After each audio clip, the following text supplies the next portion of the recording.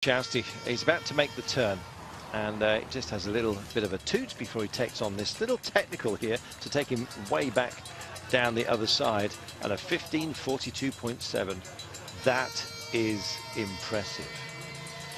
So good for him. In Jousty, looks like he's heading for overall victory, at least for the time being. We'll see what Ulissi can do when he gets to the split, and likewise all of those who in Jousty is trailing, or at least ushered leading.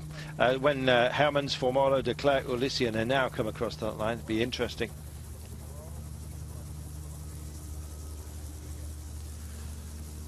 Welcome back. Just beaming down to Ben Hermans. We've just seen Izagir in Jousty come across the split, the halfway mark, and it was impressive, Magnus Baxter. Well, it's a 15 minutes and 42 seconds, which gave an 8th place overall out there on the halfway mark. So strong riding by Joni Izagir, but it's all going to come down to what the rest of the guys are doing out here on the road. And I'm thinking Ulissi, Formolo are going to be the key guys to really challenge Joni Izagir for the title. But if you're looking at Formolo, 11 seconds adrift on Sergio Henao before today, and Ulissi obviously having 14 seconds on Izagir. So it's going to be a tough, really hard-fought battle, and you never know what Ben Hermans gets up to. Ben Hermans on course right now for BMC, shares the same time deficit overall in the general classification with Joni Izagir. 14 seconds only down on Henao, who wears the yellow jersey coming into this final time trial. And so this is a fascinating moment right now. 15:42 is his target time. That's what Izagir did at the turn. What will it be for Hermans? He's not that far away, but it's going to seem like a country mile, one suspects, by the time he gets there. Already slower than Izagir. It's a cruel one. He makes the turn and will stop the clock. That's not bad, you know, not bad at all, a 15:49. And that means he's got the potential to find something else. It's 7 seconds he's giving away to Izagir at that point. But what's he got on the return leg? Well, that's what's important now is the return. You know, you need to have something left in the legs for that final bit in towards the finish. Super performance by Ben Hermans. He is capable of producing a surprise. We said he could make the overall podium, and right now he's absolutely set his stall out for that. I think he's going to get the podium. How will he do a little bit later on? Looking at David Formolo right now, and he's not a bad time trialist either. Looks uncomfortable on his seat though, constant readjustments. Well, it's the power that he puts into it is so strong, turning that big gear over, that he's pulling himself forward on the saddle all the time, and that's why he's having to shift back. And looking at Formolo, the way he's pedaling and the way he's riding, it reminds you very much of an Ivan Basso. Yeah, it's to be honest, there's too much lateral movement in that front wheel, but then again I've seen some pretty handy time trialists do exactly the same. Even great Cancellara on occasion just used to let that front wheel waver ever so slightly. Formolo, no, just out of the saddle, you saw on a little bit of a rise. It is virtually flat today, but even on what is deemed to be a flat course, you do get these rises and falls, and you have to take them as best you can. You can see the road just kicking up ever so slightly ahead of him. Yeah, definitely. He's got some way to go still, though, before he's at the intermediate time there, and I think Formolo is certainly not on one of his better rides here. Afraid so. He looks like he's struggling ever so slightly. He's suffering from bangle dangle as well. Why please explain, well, Carlton. You know, you spend a fortune in the wind tunnel, you trim everything off that's extraneous, and then you go and put a dirty, great big golden chain with presumably a good luck charmer around your neck, and you know, you give away a few watts due to what I've now termed as bangle dangle. Something to be avoided. What do you reckon? Yeah, I totally agree with you on that one, I'm afraid. But yeah, Reichenbach coming in towards the finish then. Here comes Reichenbach, and unfortunately it's not going to be a fairy tale ending for him. I think he would have needed last year's hurricane to blow in and a dirty great big tree to fall directly behind him if he was going to win this event. But Reichenbach did a great job here. He did a couple of superb days, particularly into Zakopane, but not setting it alight today. 16:25 for Formolo. Formolo comes through with a 16:25, and I'm afraid that is disaster. A little pop was audible when he crossed that line, I'm afraid, and Formula is not going to float any boats today. No, definitely not. That's quite disappointing, but it did not look comfortable on that bike today. Just looking at Rebellin coming in, and as you can see, already out of the 30s. Peculiar character, Rebellin. Well, I find him so. Anyway, very, very quiet, almost withdrawn, almost shy, frankly, off the bike. Sort of a very timid character. Lets his legs do the talking, and of late has had some good performances, as we have mentioned. Weavering all over the place, trying to avoid the odd air sausage here. Just checking this out. That's your provisional class. Yeah, that's the provisional classification there on the right-hand side of your screen, and so far it looks like Rebellin is holding on to his position at least. Well, there's plenty of strong riders to come through. Reichenbach, of course, and when you factor in your deficits out there, all of these guys from now on in are essentially 20 seconds or so off the pace. But de Klerk, a 15:51 for de Klerk. That's not bad at all, you know. We said he could produce something of a surprise, and he's determined at least to get close to that. Zakharin's coming into the finish. Wow, and it's a good time as well. This is a half-decent finish time. 8th place for Zakharin, and a 30:10.5. Now, I know it's not going to win the time trial, but out of those who are bidding for the jersey, that is a very, very good early benchmark for us from the top 10. Definitely. Yeah, I think the big one is going to be here when we see Christophe Riblon coming in, and Fabio Aru as well. Well, Nieve will be the next home.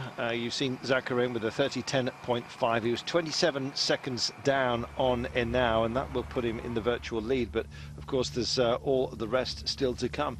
There's Balablocki at the 12.5 marker. In fact, Kirienka, I thought, was leading that at the split, but it was Balablocki, and by a margin of 1.5. And Balablocki going on to, in fact, set the overall quickest time of the day, and a fantastic performance it was. In fact, superseding the quickest perceived time today.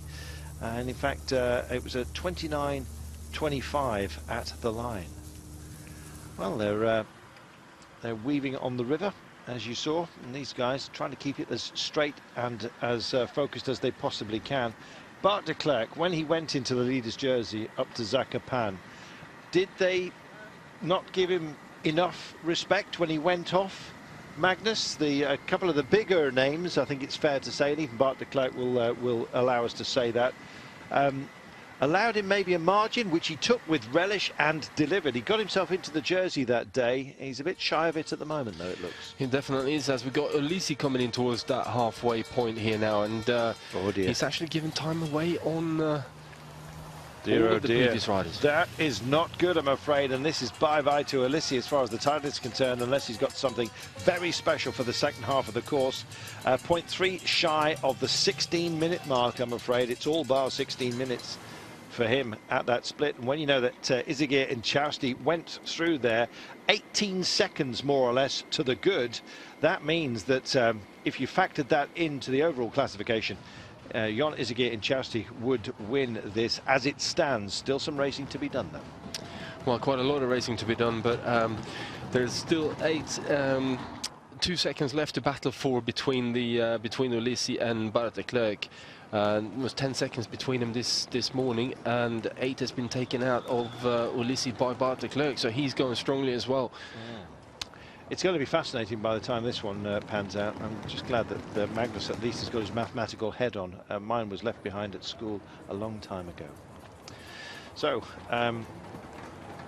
just looking at Nieve, his clock is rolling right now. Zakharin is better up the order than he, but Nieve can take a lot away from this race. It's well into the 31s, and I'm afraid he's tumbling a little bit further down the order, but he's been a great watch, hasn't he, during this Tour of Poland?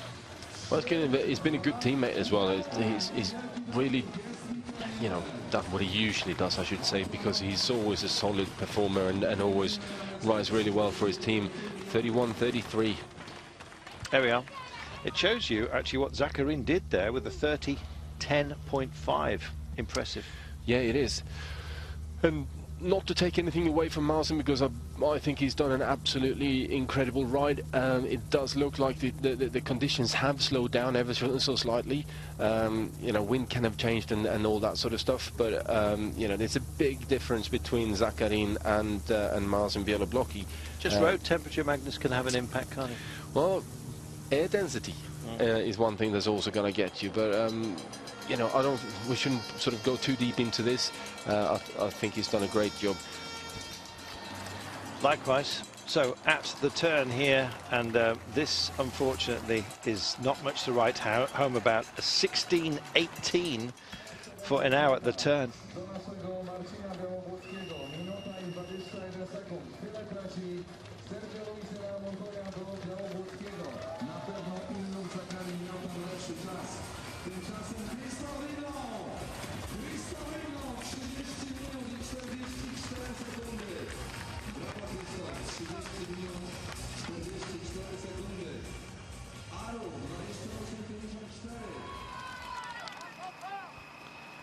Well, AG2 Le Mondial, Christophe Riblon coming in. Unfortunately, we were disengaged for the time. We'll pick that up when we can.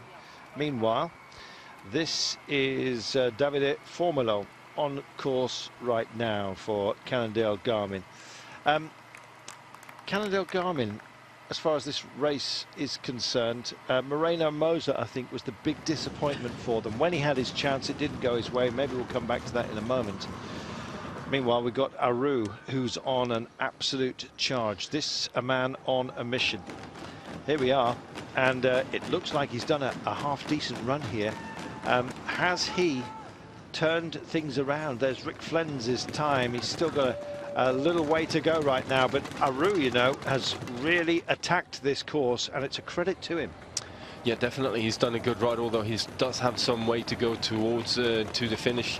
I think he'll probably end up just after Zakarin in terms of today's ride. But nevertheless, you know, it's an improvement, I think, for Fabio Aru. Fabio Aru, is he going to get himself a top 15 spot at this moment? There's Zakarin, and there is Zakarin's benchmark. And he's just been trimmed by Zakarin overall. So it's not Aru's title, but that was a very, very good push by Aru. It's clearly a discipline he started to polish. Well, he's starting to get certainly better at it, and obviously the more you work at it, the better you're going to get. But according to my calculations, intermediate time halfway point is on general classification, Jon Izagirre in the lead.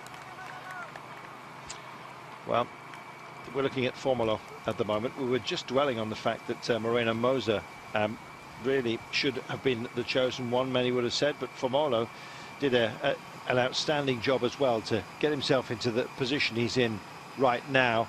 Not a bad time trialist on his day, Formolo, but he's certainly looking like he's putting absolutely every ounce of energy he has got into this. Didn't catch his split. What was Formolo's split?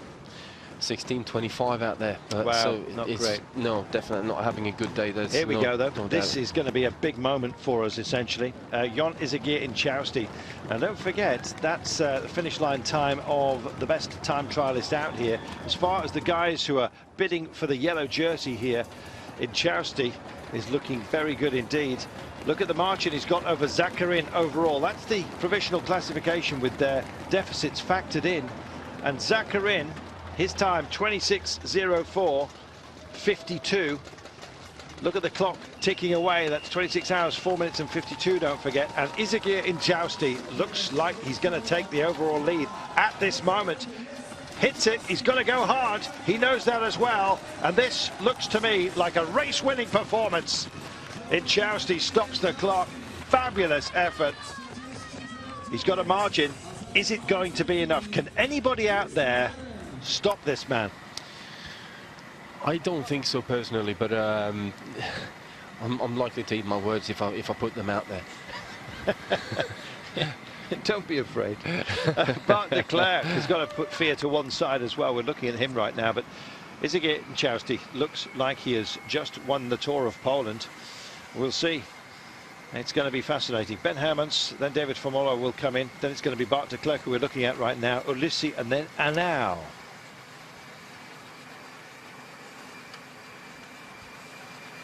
Bart de Klerk, I would love him to go very well. I'd love him to get on the podium at the very least.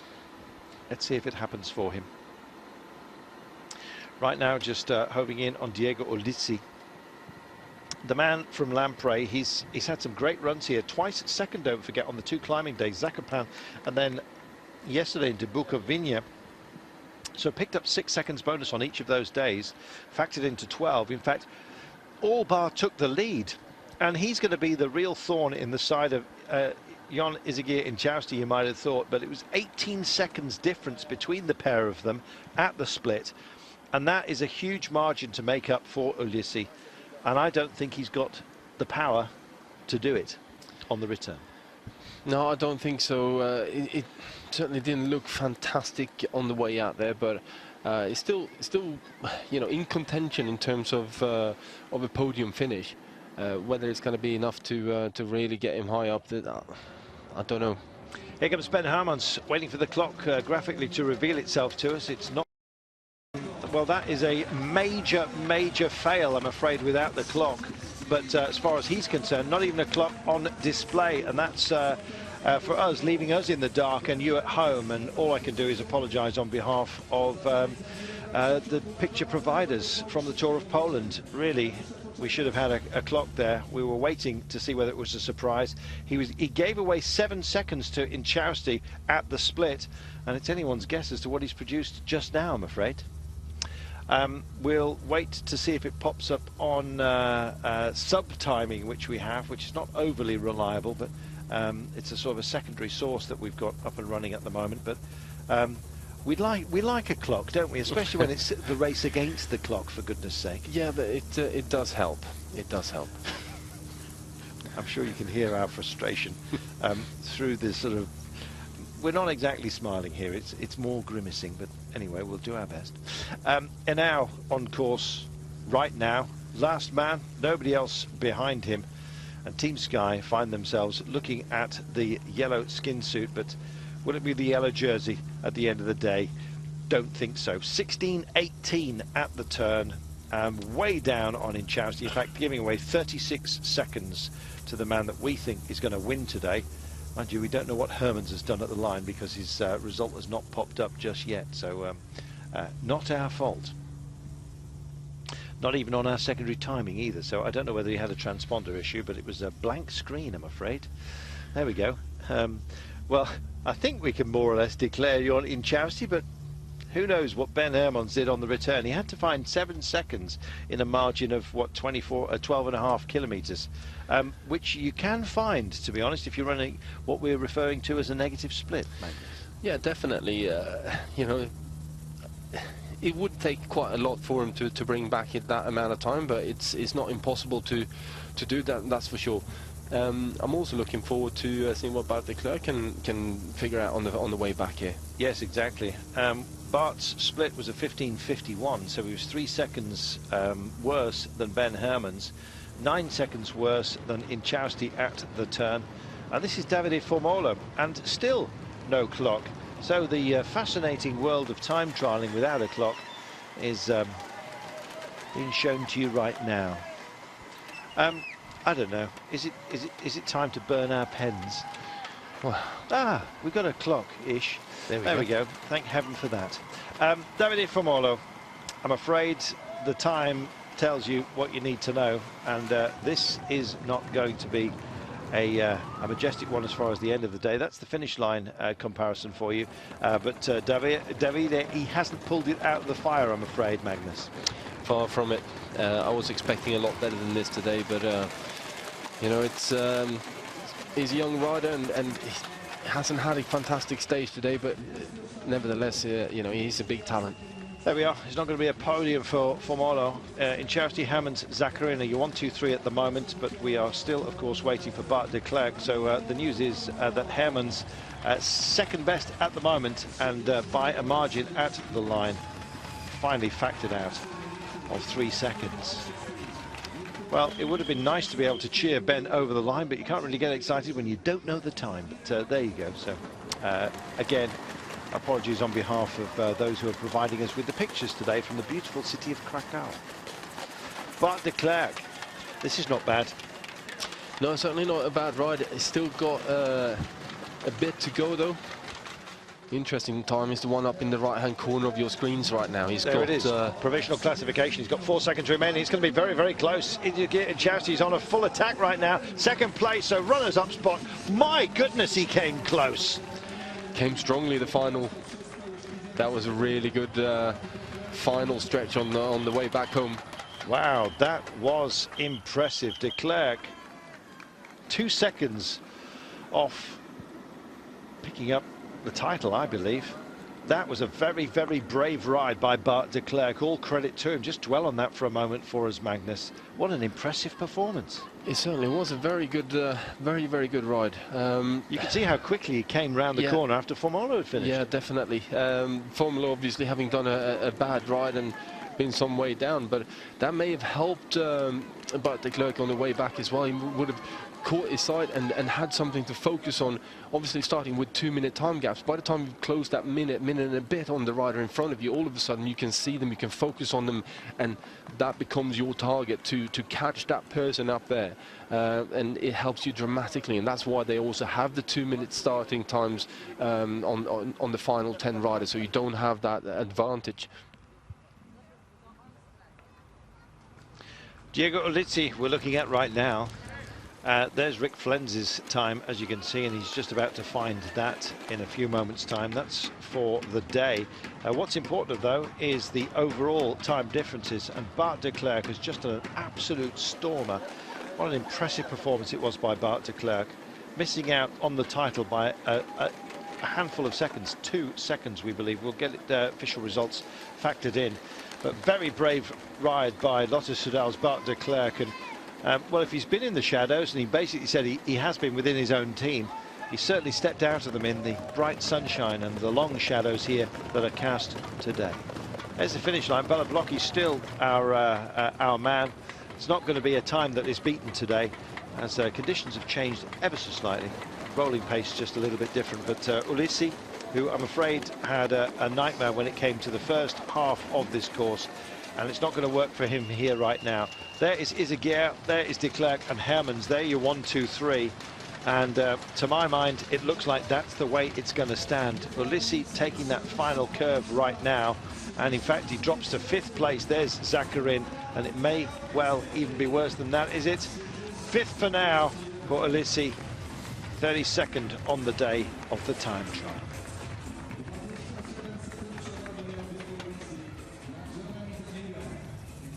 Well, we've seen some stunning performances. Bart de Klerk, absolutely outstanding.